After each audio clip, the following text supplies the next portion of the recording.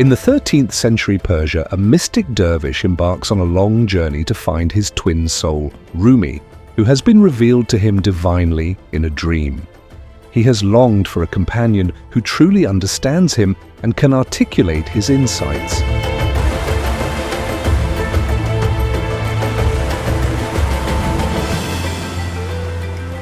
Their meeting creates a connection so deep and intense that it transcends both time and space. The presence and teachings of Shams of Tabriz catalyzed a transformation in Rumi's life, work, and beliefs, allowing his poetic genius to flourish. The end of this fellowship is shrouded in mystery and speculation, with some theories suggesting a possible murder. However, what is certain is the deep spiritual love and respect they shared, as reflected in Rumi's collection of poems dedicated to Shams, known as the Divan-e Shams, and in the articles written by Shams's students, known as the Magalat. In this documentary, we aim to understand and explore their profound fellowship and teachings.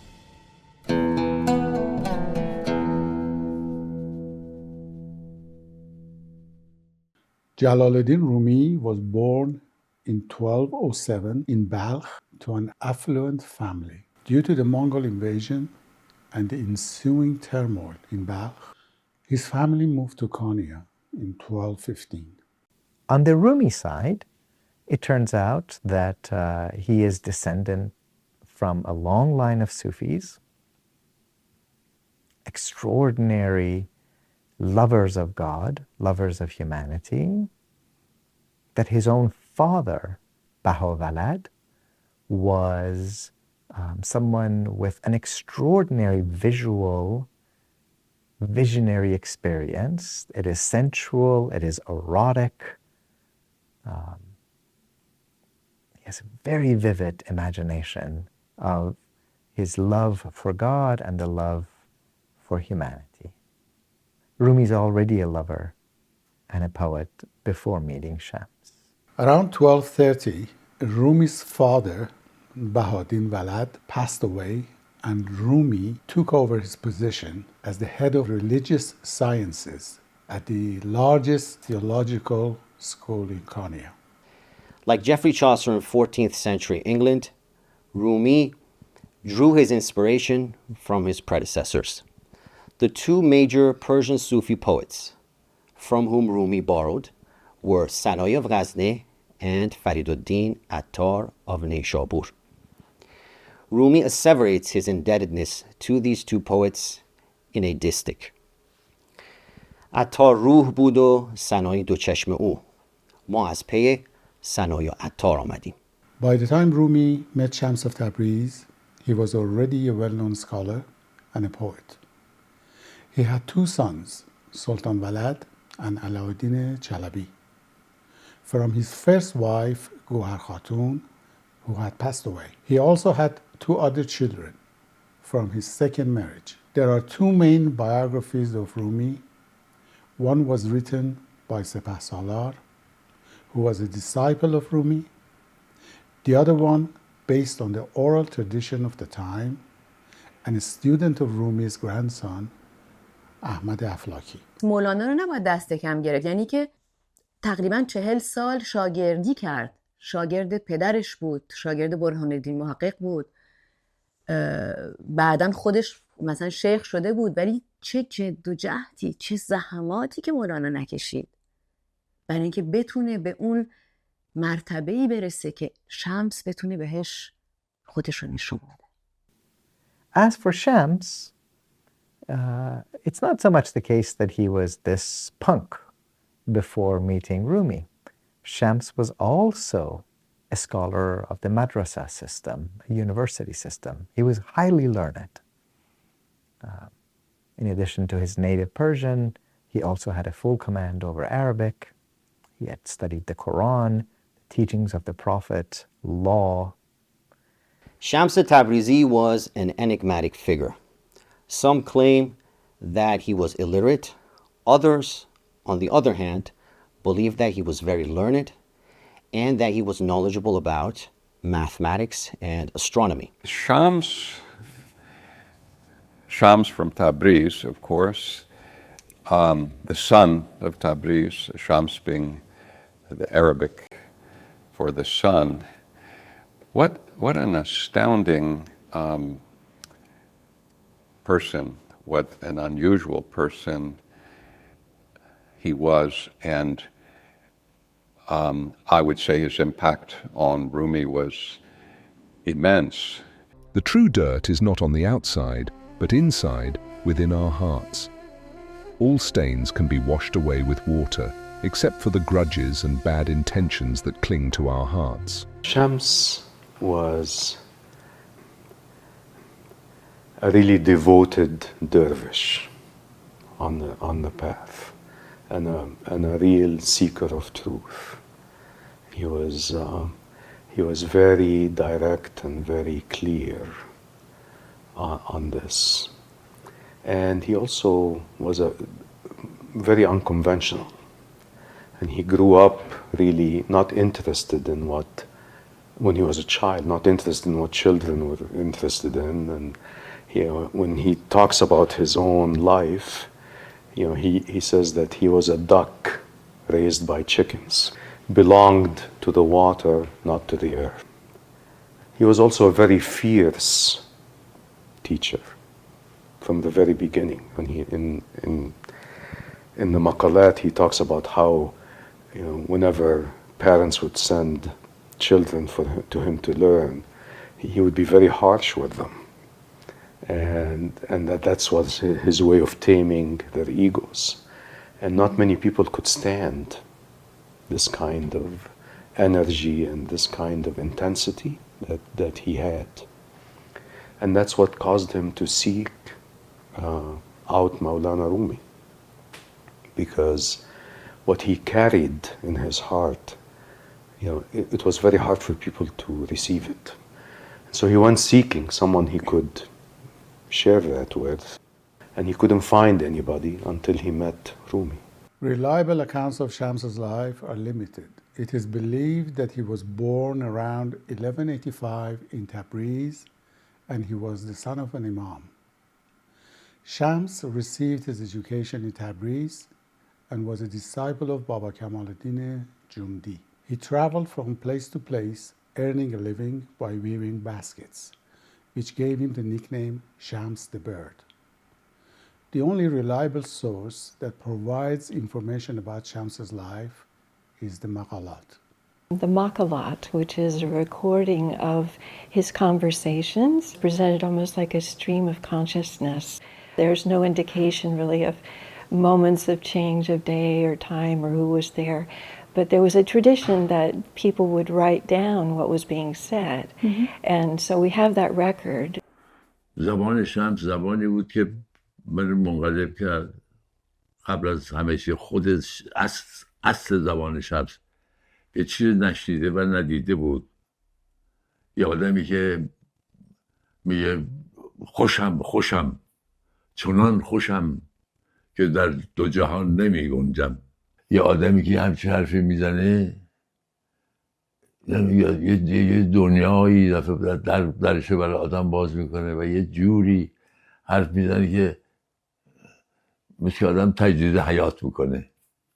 و مقالات شمس این کار رو با من کرد. مقالات شمس من رو بیروزه بر کرد. صحبت شمس عالی ترین شعر آزاده. Most conflicts and tensions arise from language.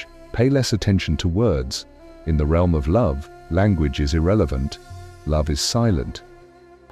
در مقالات ما می‌بینیم که شمس توضیح میده که از خدا خواسته بوده سالها قبل که با یکی از اولیاش او رو آشنا بکنه. دنبال کسی بوده که بتونه این عشقی که در او بوده، این حقیقتی که در او بوده، این نوری که ازش خود شمس سرشار بوده، همه اینا رو بتونه به یه کسی انتقال بده، به یه کسی اینها رو نمیگم بفهمونه، ولی یه جوری آب شیرینش روان بشه. این استعارم خود مال خود شمسه. گفته دلم میخواست که این آبی روان بشه. یه چیزی در دلم بود که میخواستم این رو با یه کسی واقعا با یه کسی در میون بگذارم، هم صحبت پیدا بکنم، همدم پیدا بکنم. چقدر این کلمه همدم زیباست در زبان فارسی. You know, he had been searching and asking for someone with whom to share the depth of his being and truth. Shams has spent his whole life longing and yearning for companionship. He always felt like he was kind of a spiritual loner. He was missing the kind of partnership that he was seeking. And so he has a vision one night, a dream, in which God says to him, "Good news! There is one of my sweethearts, Nazanin, one of my dear ones. He will be the one to get you." Shams traveled from Persia and went west into Anatolia and eventually came to Konya, which was the capital of the Seljuk Empire at that time. He goes to Turkey, what is today Turkey, back then the Seljuk Empire. And he asks for where Maulana is, and he intercepts Rumi and his students coming back from the class. He goes up, and in this place, which today is known as the merging of the two oceans, he holds on to the reins of this noble steed, and he says, "Who was greater, Muhammad, the Prophet, or the great Sufi Bayezid Bastami?" And Rumi looks at him and says, "What kind of a silly question is this? Of course the Prophet Muhammad is greater than any of the sages. He's the greatest of all the prophets." And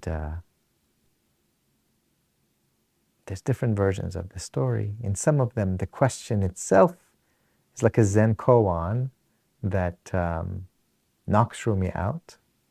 In some versions, it's Shams's answer that knocks him out.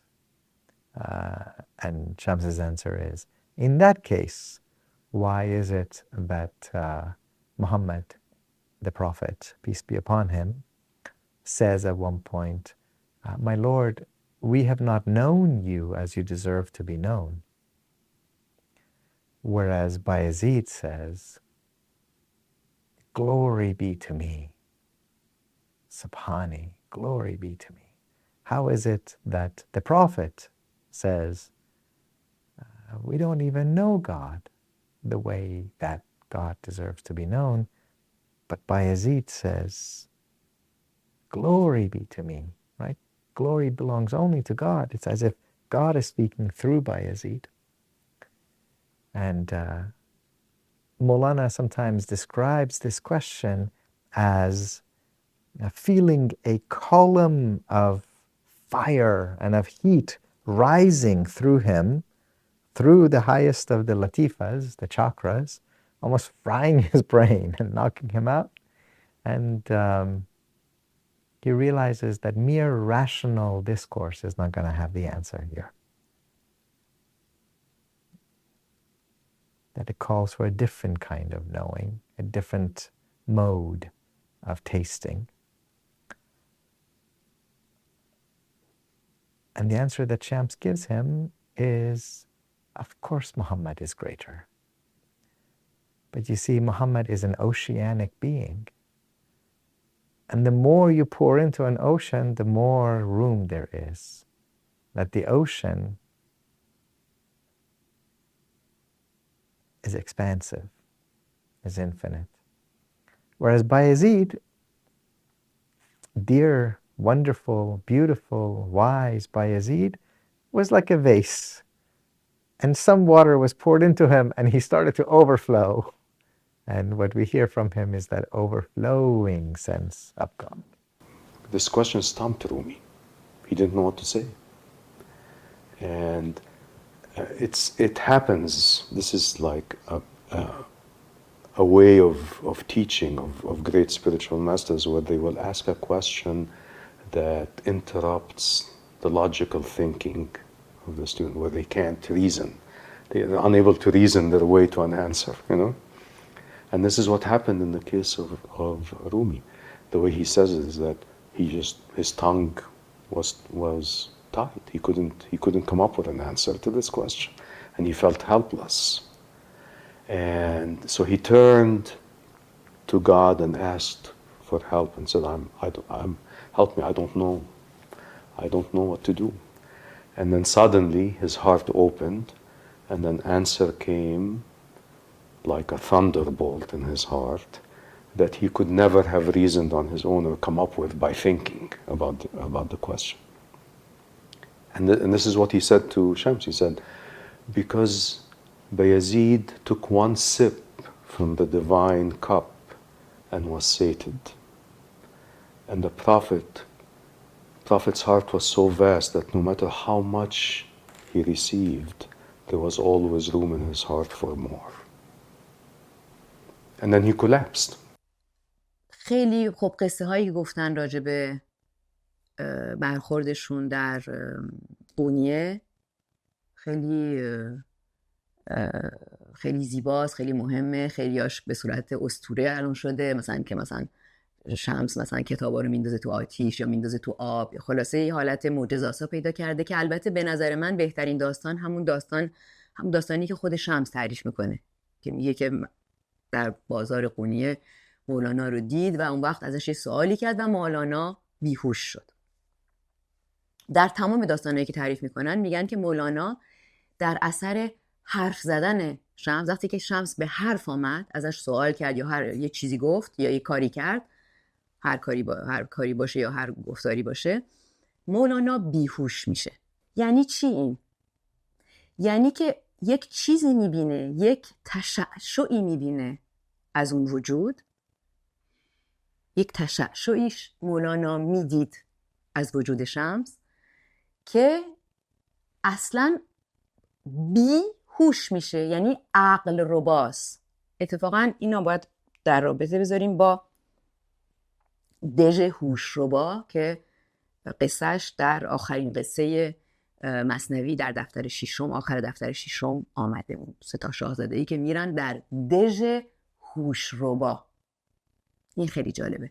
و تجربه عشق رو آدم در دژ هوشربا میکنه. اصلا تجربه عشق فقط و فقط میتونه با بیهوشی شروع بشه. تجربه عشق ضمناً منجر به بیهوشی هم میشه. یعنی واقعا این دوتا با هم دیگه رابطه مستقیم دارن. و شمس کاری که میکنه اینه. یعنی این حالت رو در مولانا ایجاد میکنه که مولانا هوش عادی معمولیش رو از دست میده و میتونه اون وقت وارد عالم عشق بشه یا وارد عوالم عشق بشه، چون عشق فقط یک عالم نداره، عوالم متعددی داره.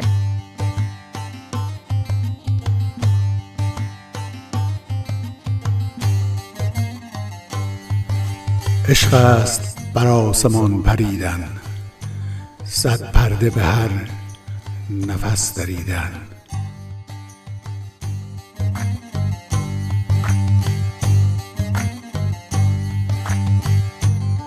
ای مرغ بگو زبان مرغان، من دانم رمز تو شنیدن.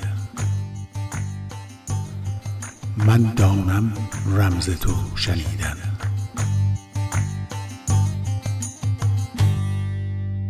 Shams was like the spark that lit the fire.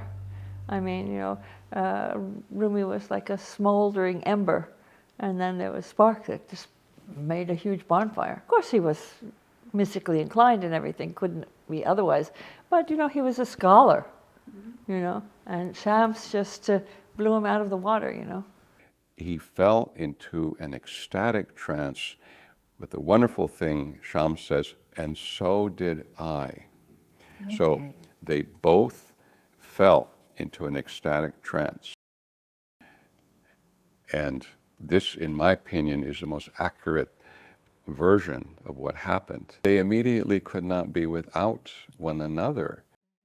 The proof of their love was that it was not like one was running that show. It was they both had fallen into the deep spiritual love, and they immediately went and were in retreats. And in fact, some people say they stayed longer than the 40 days, and they certainly stayed months together, to the chagrin of Rumi's many students. Rumi and Shams enter into a special kind of fellowship. It is what the sources refer to as sohbat. Sohbat in modern Persian just means talking. Sohbat kardan, we're talking. But in classical Persian, and especially in the Sufi tradition, it's really fellowship. It's that kind of full presence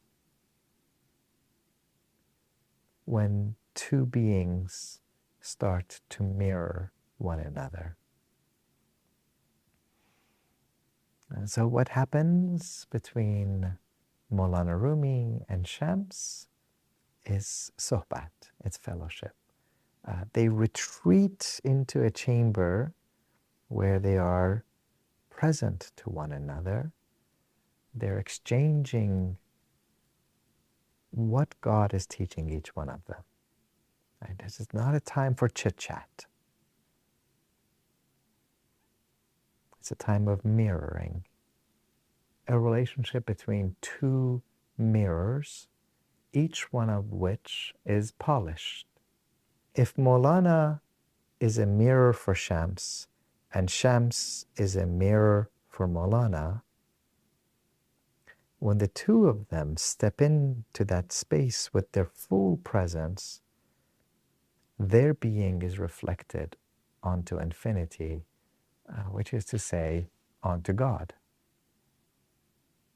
They see God everywhere. God is present, infinity is present, divinity is present, love pervades. Love pervades. Shams was pure power. Rumi was beauty and eloquence. Rumi immediately recognized in him a spiritual authority that could only come directly from the divine. And Shams himself said that he really hadn't done much study or even spiritual disciplines,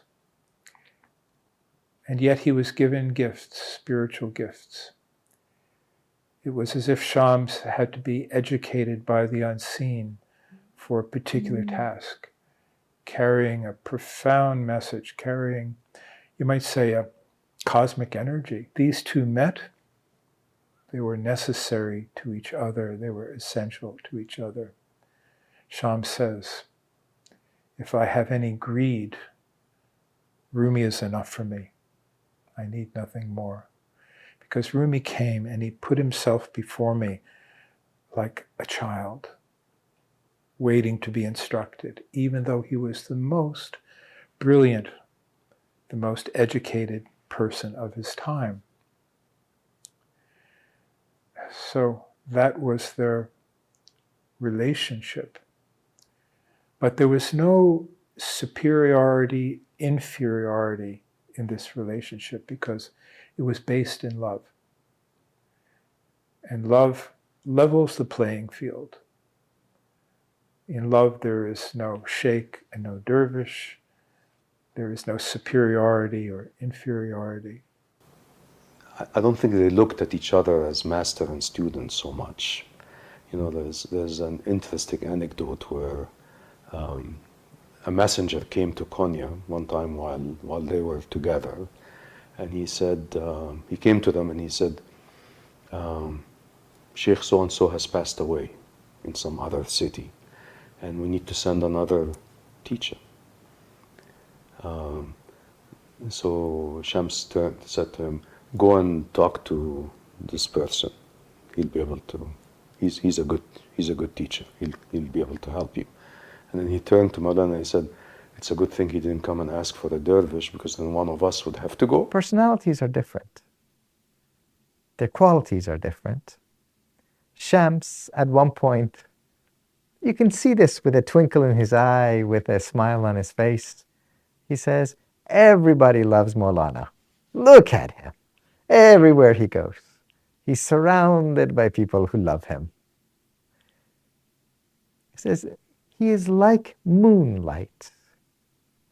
The light of the moon is soft, it is gentle, it is comforting. The moon borrows its light and reflects the light of the sun.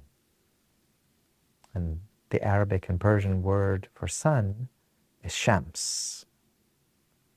And Shams, in this beautiful pun on his own name, says, I am the Shams. Don't try staring at me, I'll blind you. I'm too intense, I'm fierce. If you want to stare at something, go look at Maulana, go look at the moonlight. He is soothing and comforting. I am fierce and intense, but know that our light is one light. That's the relationship that we have between Maulana Rumi and between Shams. وقتی آدم مقالات شمس رو واقعاً عمقاً میخونه، متوجه میشه که نه تنها شمس مولانا رو دوست داشته، اما برعکس اون چه که خیلی وقتا آدم میشنوه، فکر میکنم که شمس خیلی بیشتر مولانا رو دوست داشته تا مولانا. البته میدونم که یه حالت پارادوکس داره اینی که میگم، به دلیل وسعت شعرهایی که مولانا راجع به شمس نوشته، به دلیل اصلا معروف شدن شمس در این عشقی که مولانا بهش می‌ورزیده، به دلیل اون شور و شوقی که مولانا در اشعارش نشون میده، چه البته در دیوان شمس که این خیلی واضحه و چه در مثنوی که شاید یه کمی پوشیده تره، با علی‌رغم اینها فکر میکنم که وقتی آدم با دقت مقالات رو میخونه، متوجه میشه که همه اینها رو اصلا مولانا از شمس داره. اول از همه چیز شمس مولانا رو دوست داشته، یعنی عشق ورزیده به مولانا و این باعث شده که وجود مولانا سرشار بشه از عشق. سلطان منی سلطان منی و اندر دل و جان ایمان منی، در من بدمی من زنده شوم، یک جان چه بود صد جان منی. According to Dr. Muhammad Reza Shafi'i Katkani, what we do know about Shams is that in 1244 CE, he enters Konya. He stays there for 16 months, and afterwards, he exits the city. So what we know is that he left twice. He left only after the first time was only after a couple of years of the encounter with Rumi. And it was because there was so much criticism and jealousy and resentment about this newcomer who came and basically took over Rumi. And they would spend so much time together in seclusion that the followers of Rumi felt left out. And because of this, Shams decided to leave for Damascus the first time. He went to Damascus to kind of relieve Rumi from the pressure of all of the public criticisms and questions and things like that. So imagine this. Maulana is this beloved teacher in Konya. Many students have come from all over the world to study with him. And they're not there simply to learn a subject matter, they're there for him, right? This is a tradition in which the wisdom of the ancients is embodied in people who bring these teachings to life. They're there to see him live out these ancient teachings. And for a while they get to do that. For a while they get to attend classes with him, and then shows up Shams. Then Maulana Rumi and Shams want to go sit in this private chamber of sohbat, of fellowship. There they disappear into exchanging divine secrets, which is great for them and not so great for the students. So one of Rumi's sons, Sultan Walad, openly talks about the jealousy that existed among Rumi's followers. He also quotes Shams as recognizing this jealousy. He says, it's possible that there's some bad blood that's brewing. It's possible that they might want to do something to me one day. We know that Shams runs away to Syria, whether it's Aleppo or Damascus, is a little up for debate. And Rumi does everything in his power to bring him back. When Shams absented himself, twice, he left and went to Damascus, and Rumi was distraught, that his friend was gone, and was searching for him. And at last his son went and brought him back, and he returned, and such a joy. And Shams said, it didn't matter to me where I was. It was really for the further cooking of your own soul, that my absence took place, so that we could go even deeper. Shams returns for a while. There's joy, there's ecstasy, there's concerts, gatherings filled with music and poetry.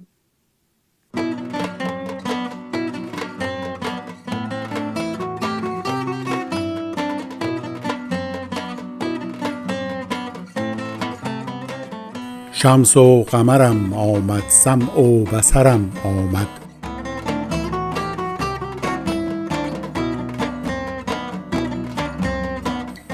وان سیم برم آمد، وان کان زرم آمد.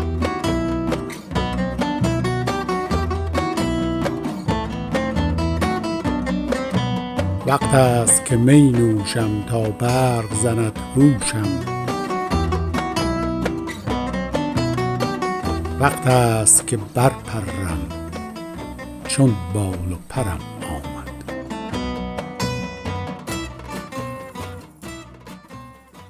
And according to that Rumi's biography, again, the second one, Aflaki, the same old feelings of jealousy return. And that biography tells us that Rumi's own son, Alauddin, is the person who spearheads the murder of Shams. According to this, 6 or 7 of them come. Shams knows that they have come for him. One of them is Alauddin, Rumi's own son. Shams lets out a cry or a scream.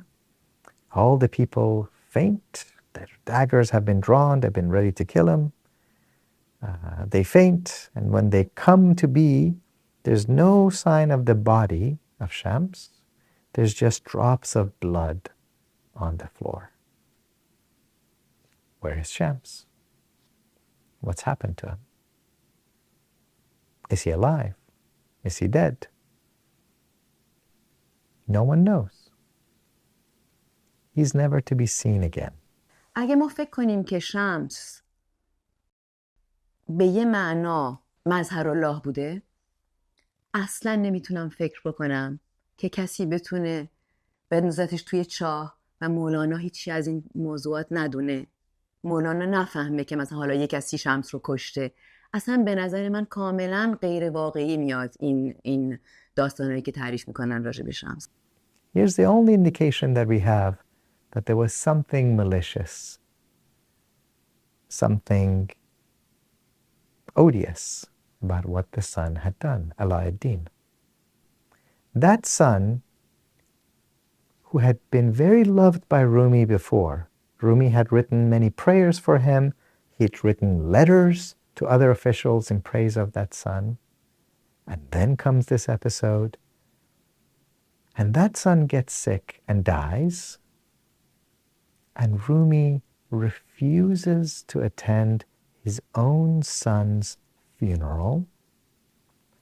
And he refuses to participate in the funeral prayer of his own son. For a beacon of love like Rumi, for someone whose whole entire existence is devoted to love and compassion and beauty, what must his own son have done to have warranted Rumi not attending the funeral of his own child? و فکر میکنم کسانی اینو تعریف کردن که نمیتونستن بفهمن که این رابطه معنوی بین مولانا و شمس چی بوده. خود شمس به مولانا میگه که من یه روزی خواهم رفت، اون روزی که تو به قدر کافی پخته خواهی شد و دیگه به من احتیاج نخواهی داشت، من خواهم رفت. قبل از اونم یک بار رفته بود به سوریه و وقتی برگشت به مولانا گفت من این درد سفر رو بر خودم گرفتم برای اینکه میدونم که تو نمیتونی سفر کنی و ضمناً میدونستم که جدایی تو رو پخته تر میکنه. بنابراین زحمت سفر رو کشیدم، رفتم برای اینکه تو بفهمی، برای اینکه تو بچشی که حضور چقدر عالیه و چقدر شیرینه و پخته تر بشی از لحاظ معنوی. بعدش هم بهش میگه ولی یه روزی دوباره خواهم رفت، ولی اون موقع دیگه برای همیشه خواهم رفت، ولی تو اون موقع انقدر پخته هستی که بتونی بدون من سر بکنی، ادامه بدی، سیر سلوکت رو ادامه بدی. و یه روزی هم شمس پرنده میره برای اینکه شمس هیچ جایی که پایبند نیست، کسی که نمیتونه شمس رو به زندان بندازه یا مجبورش بکنه جایی بمونه. شمس همیشه پرنده بوده، همیشه از اینجا به اونجا رفته. اصلا در کاراکتر شمسه که اینجوری باشه. منتها کارش رو انجام داده، پیش مولانا و رفته. و چیزی که به نظر من این رو تسکیب میکنه، حالا گذشته از تمام شواهدی که خود دکتر موحد در کتابشون راجع به شمس تبریزی میارن، چیزی که اینو واقعا به نظر من به وضوح به ما ثابت میکنه، حرفیه که سلطان ولد پسر مولانا در ولدنامه راجع به پدرش میزنه. میگوید وقتی که شمس غیبش زد، در واقع غیبت کرد، اول غیبت صغرا و بعد غیبت کبرا، یه کسی اومد به مولانا گفتش که مثل که شمس رو در شام دیدن یا در حلب یا جایی اونجا دیدن. خود مولانا این سفر رو کرد، رفت به طرف شام. وقتی که رسید اونجا یک تجربه معنوی کرد و سلطان ولد به ما میگه که شمس رو دید در درون خودش تابیده و متوجه شد که شمس خودشه و خودش شمسه. بنابراین دیگه احتیاجی به حضور ظاهری و جسمی شمس نداشت. واقعا به یه معنی، حالا اگه از این کلمه نترسیم، شمس در مولانا حلول کرد به یه معنی. واسه همینم که وقتی برگشت شروع کرد به سرودن اون غزلیاتی که تخلصش هست شمس. Drives Maulana into a second round of what can only be described as heart-wrenching agony and depression. Until a day comes when he states, on this day, today, I became free from the love of Shams. And people are very surprised and they say, oh, don't you love your friend anymore? He says, I do. That love is eternal. But that love that I used to find in Shams, now I've come to discover inside my own self.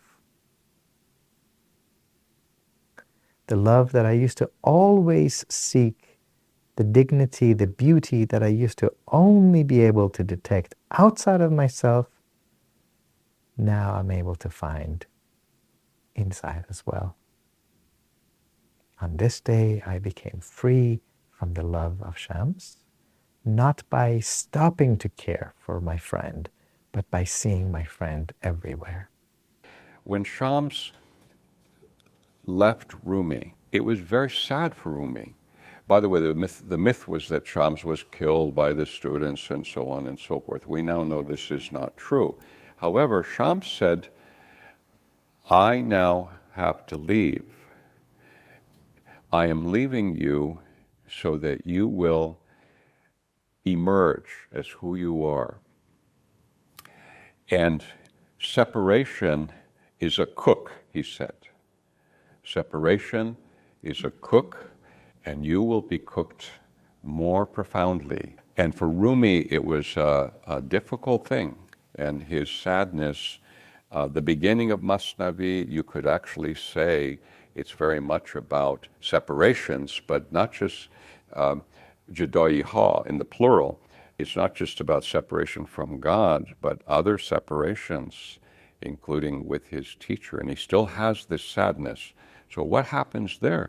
When he starts writing the Masnavi, he has lost Shams, but he has found other people that remind him of Shams. So in this case, it's Husamuddin. So what happens is Husamuddin convinces Rumi that he should start writing the poetry and that they should go ahead and do the Sufi daur, the turning, and recite them. So it was again, Rumi was very interesting. He benefited from collaboration. He benefited from choosing other people to be part of his experience, of his expansion. And so when Husamuddin convinces him to do this is when we get the first lines of Masnavi, and the first lines of Masnavi are about sadness and separation. And we immediately understand that it's every human being has some sadness, being separated at the time of Alast and coming into this world, but also profoundly being separated from God, or being separated, in this case, from his beloved teacher, Shams. اول نفس از نفس گسستن، اول قدم از قدم بریدن، نادیده گرفتنی جهان را، مردیده خویش را بدیدن. گفتم که دلا مبارکت باد، در حلقه عاشقان رسیدن.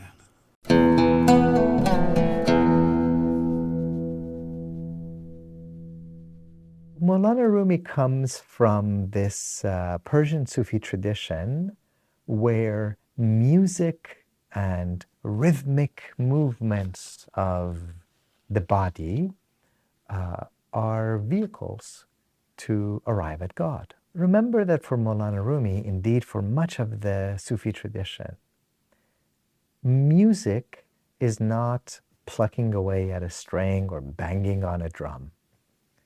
Music for us is the very sound of the movement of heavenly spheres. There's something celestial about music. There's something heavenly about music. Rumi's poetry often features the use of instruments like daf and ney to complement the meters and rhyme of his verses. مرده بودم زنده شدم گریه بودم خنده شدم دولت عشق آمد و من دولت پاینده شدم موسیقی یعنی بالاتر. He shows a clear appreciation for the ney, both as a musical instrument and as a reed pen. In the opening poems of the Masnavi, referred to as the Neyname, he expresses his sorrow over Shams's absence and contains numerous references to the ney. These are the only verses that Rumi wrote with his own hand. خب میگیم نی اول البته ساز رو در نظر میاریم و فکر میکنیم که خب البته اون صدایی که صدای شعر فارسی چقدر شباهت داره با اون نفسی که از نی میاد بیرون و اون زیبایی که در واقع وقتی آدم حرف میزنه خب با نفس حرف میزنه، وقتی که نی میزنه با نفس نی میزنه. مولانا وقتی با این استعاره نی به ما میگه که من خود من وقتی که شعر میگم مثل یه نیم. یعنی چی؟ یعنی خالیم از خودم، خودم رو از خودم خالی کردم، پاک کردم از خودیت و بنابراین اون نفخه الهی در من میدمه و چون که از من میگذره، از منی که شعر رو بلدم بگم،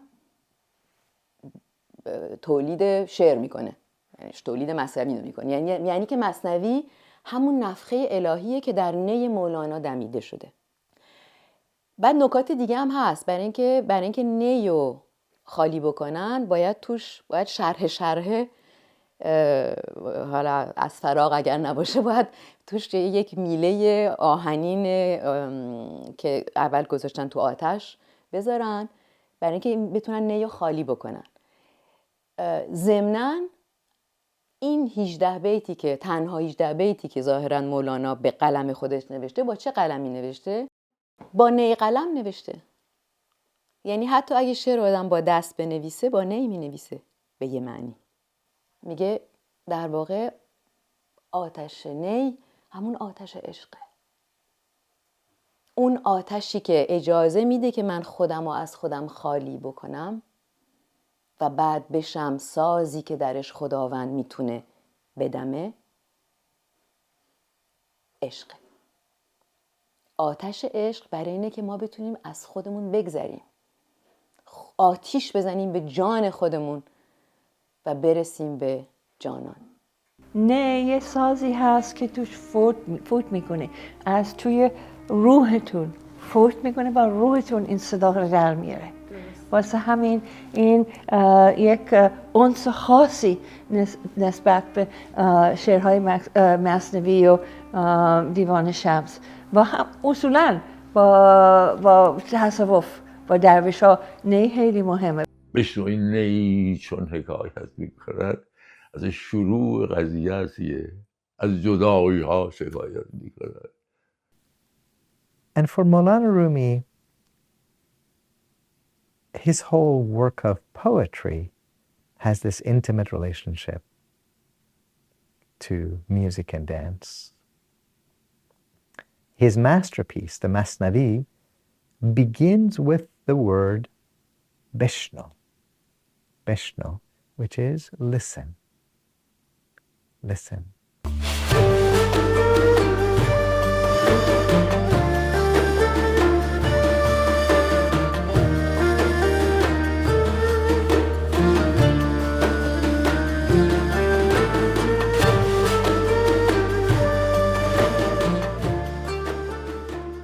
And the supreme musical act for Rumi is this exercise called Sama, Sema in modern Turkish, and the gatherings of music and dance and poetry, Sama.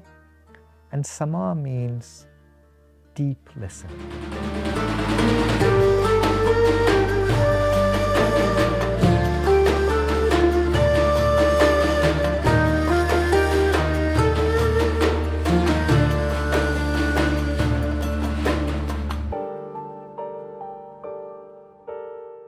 با لب دمساز خود گر جفتمی، همچو نی من گفتنی ها گفتمی.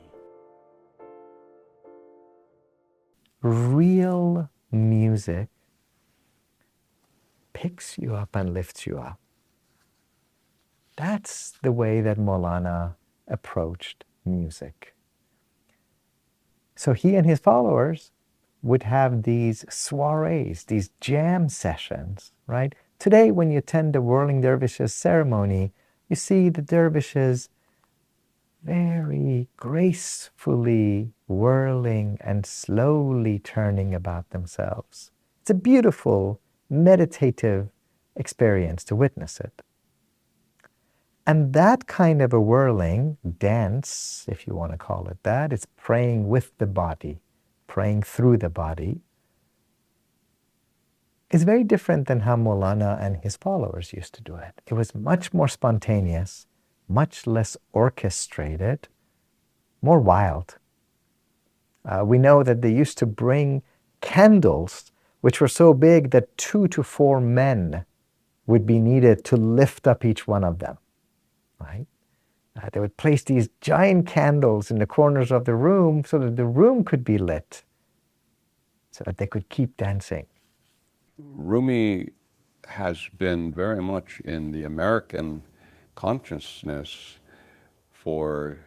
since really the beginning of the 20th century, if not earlier. And we had not a great deal of Rumi. We didn't have all of the Masnavi, but there were already quotations, and we knew about this because there were a lot of the American poets and philosophers had become interested in Rumi. Some of the main elements, or at least what the Western world regarded as the main elements, were attractive to people. I would say the main one would be, of course, Rumi's doctrine of love, and the particular way that he brings the idea of passionate love. Ishq he brings into to a culture such as our own that doesn't quite grasp that idea in the particular way that he brings it. And so the notion of all love having one root, all love, whether human love, whether love for God, love for nature, whatever, that the doctrine that it is all one love. When we read Maulana, it was like, my God, this is like, this is from another planet. This is just amazing. This is like a rocket ship. And so we decided that we needed to go to Iran and learn Persian so that we could read it in the original. If it's this good in translation, what must it be? And also immerse ourselves in the culture that produced, Maulana. And I must say that when we went to Iran, we were in Shiraz, and in Shiraz they didn't have any special program for, Persian for foreigners. And so we jumped right in at the deep end. We started immediately reading Divan and Shams. And we met this Dervish who had a fantastic way of interpreting Divan and Shams. He didn't know English. We would write the words down phonetically, and then we would ask our home family to write them in Persian for us, and then we would go to the dictionary and we would collect a vocabulary for ourselves. But we started directly with Divan and Shams. We didn't start with, Farsi 101. We started directly with Divan and Shams, and with this Dervish who had this fantastic, insight into the inner meanings of Maulana, and that was the whole reason we went to Iran, and we got bitten by the bug of the love of Persian culture and literature and art. Sufism was the tradition that touched my heart, and I began to feel at home. I guess I knew it was my spiritual home. And this was through meeting some of the living representatives of Sufi tradition, particularly in the tradition of Rumi. Camille and I had begun to study Farsi with a tutor in a small town in New Hampshire. And I began my study of Farsi by actually translating the ghazals of Mevlana. We began to publish some of the first of a new wave of translations of Rumi that came into North America. Rumi, what he has done is astonishing. He has grammatically, philosophically, poetically stated beautiful truths about the path so easily, so clearly, in the simple statements that he gives, profound, and these people take into their heart, and they cannot lose them because they're so profound. Sufism is about coming to the essence, and the meaning of the word tasawwuf is self-purification. But what's being purified? Actually, Shams says it very clearly. He says we have to empty ourselves of our feeling of I-ness. And that I-ness is the superficial I-ness that's in our thinking minds, in our random emotions and desires. It's not yet the deeper I-ness that we are striving for. Rumi says something quite extraordinary. He talks about a moment when your last unreal self meets your first real self. The wonderful thing about Sufism and all spirituality, but in the case of Rumi Sufism, is that he leads any seeker into an experiential understanding, not a philosophical understanding. He leads them into a place where it may take a little bit of time or a lot of time, but he brings them to a place where their normal consciousness, their normal way of seeing the world, of these senses, he teaches all of these dervishes, aspirants. It could be someone who never heard of it, but he teaches to bring the consciousness down to here. We have an awareness of ourselves, sometimes negative awareness, sometimes arrogant awareness. We vacillate in our own awareness, and we are aware to some extent of the world around us. And so this is our consciousness of being. It could be consciousness of politics and so forth, but we're talking about the consciousness of selfhood. And the problem with the consciousness of selfhood as we know it is that we don't understand, most of us, that we are like waves on the ocean, and that the waves, they have a purpose. The wind, hawa, blows across the ocean and bring God's will for the divine names. There is a purpose. It's intended that we should be like the wave. It pleases God that we are like the wave. But if we really want to know the self, we will have to drop down into the ocean, within the ocean. And this is sadr. So the whole doctrine that Rumi has is based on the activation of sadr. And transformation is a key word in Sufism. That's what it's all about. Sufism is not about listening to moralizing sermons. It's not about winning rewards for heaven or avoiding sins to escape the punishments of hell. It's way beyond that. It assumes that we begin as basically moral human beings with healthy selves or egos, healthy egos. But the ego has to be transformed. And Shams would say that, we have to, that all our problems come from our repeating I and me and I. So we have to empty ourselves completely of that, of those I's, of all those me's, to come to know our essential self, which is where we are closest to the divine. We also learn the practice that Rumi teaches, the practice for doing zikr and so forth. Then literally the awareness drops, and it drops to a place where it is actually God who is experiencing himself. We become real because we no longer know our own self, but we are allowed to participate in God's own view of himself. So I know this is kind of a strange thing, but this is the truth. This is what happens. The training of the mystic is the work of the heart.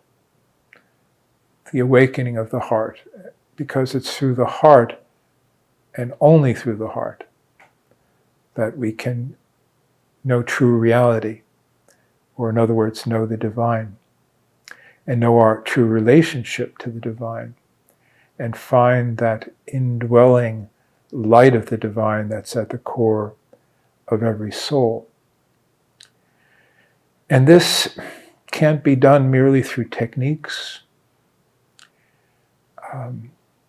nor even through any moral education. It assumes that. It's accomplished through, above all, through an awakening of love.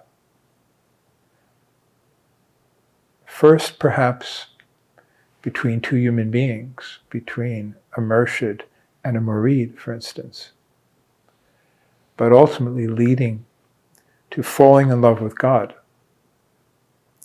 And the only way you can fall in love with God is to know God's beauty. It's that beauty that will awaken love in us. And first, maybe we discover that beauty through other human beings who embody the beautiful qualities of God in relationship with good adab, as we say. Well, Shams in his maqalat does tell us that a little bit of time with a true murshid is more valuable than 70 years on the prayer carpet. That's what he says.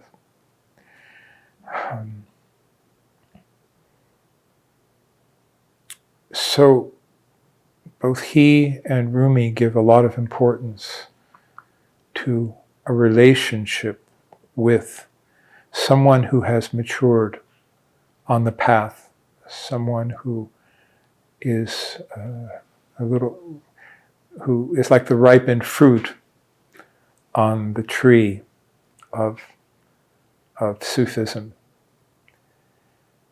There are also spiritual practices that are essential and which are part of the program, because we also need to train our attention to be able to be aware of the divine, to be aware of our conscience, to begin to notice our own egoism.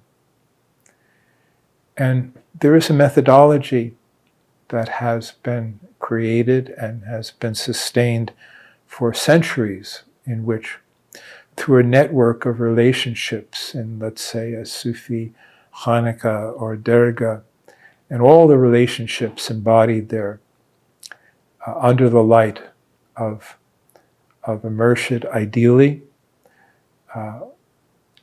under the light of a living tradition with a peer like Rumi and Shams, then in that environment, which is a school of continuous education for the spiritual seeker, one is exposed again and again and again to teachings of wisdom. What Rumi and Shams brought into the world is not something that belongs to the 13th century. It's something that humanity has yet to aim for, has yet to achieve, and realize its true value. So this is a teaching sourced more than 7 centuries ago, but it is a guidance for the unfolding development of human consciousness and maturity. It is a teaching of the future more than of the past. Rumi's Mesnevi and the Ghazals, it's not random, it's not confused, it has profound underlying clarity. But of course it takes time to be able to recognize it, understand it, and in the end, try to embody it. ای خدا جان را تو بنما آن مقام کاندرو به حرف می روید کلام تا که سازد جان پاک از سر قدم Sui arsai dur pahnoy Adam. The meaning there is the profound teaching of Rumi. He's saying, oh God, show the sincere seeker, Ay Khuda jan ra tu benma on maqam, that station where the divine names, they are merging with no letters. Ay Khuda jan ra tu benma on maqam, kandaru be harf miruyad kalam, ta ke sazad jan pak as sar qadam soy arsay dur pahnoy Adam, so that the head is rushing headlong into vastness, sadr. Rushing headlong into vastness, God's vastness, you see? Rumi found inspiration in nature, viewing it as a reflection of the beauty of the divine. There is a story that hammering of blacksmiths sparked Rumi's famous whirling dance. However, a historian from the Mevlevi order believes that Rumi learned the art of whirling from Shams. This meditative dance has its origins in the distant past, dating back at least 200 years before Rumi, and possibly even earlier. Rumi often paired his verses with the whirling dance, and many of his poems were intended to be sung during Sufi mystical performances.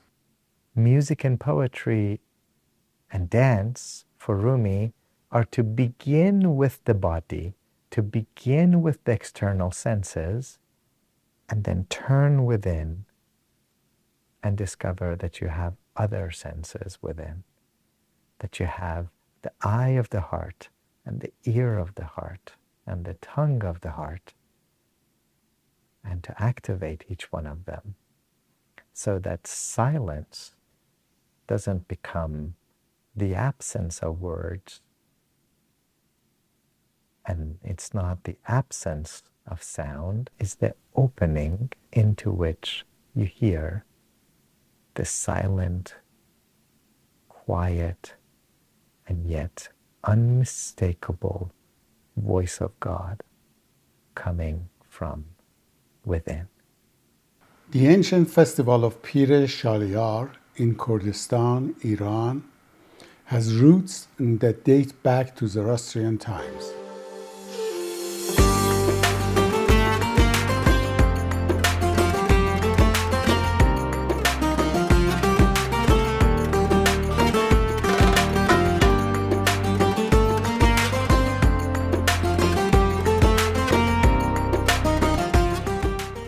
While the festival has largely retained its original ritual, some Islamic influences can be observed in certain aspects. The festival consists of several parts that take place over a few days. One notable segment features dervishes performing a trance-like dance to the sound of the daf, a traditional drum. This may provide a glimpse into how some dervishes danced during Rumi's time. The songs during their dance performances include Rumi's poetry.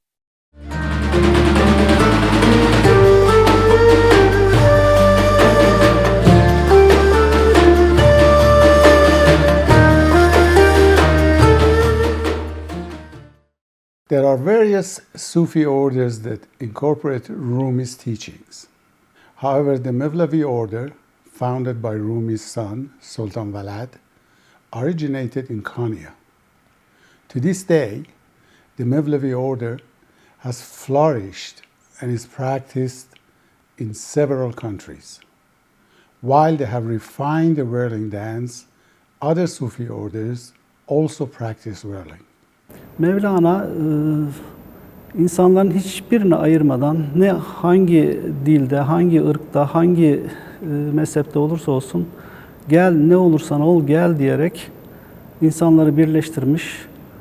Ateşe de tapsan, puta da tapsan, hiçbir şeye inanmasan da gel diyerek bu dergahın ümitsizlik yolu olmadığını, ümitsizlik makamı olmadığını göstermiş ve bütün insanlığa kucak açmıştır. Semazenler, dervişler sema ederken, meydana çıkarken üstlerinde bir hırkayla çıkarlar. O hırka dünyayı temsil eder, dünya hayatını temsil eder.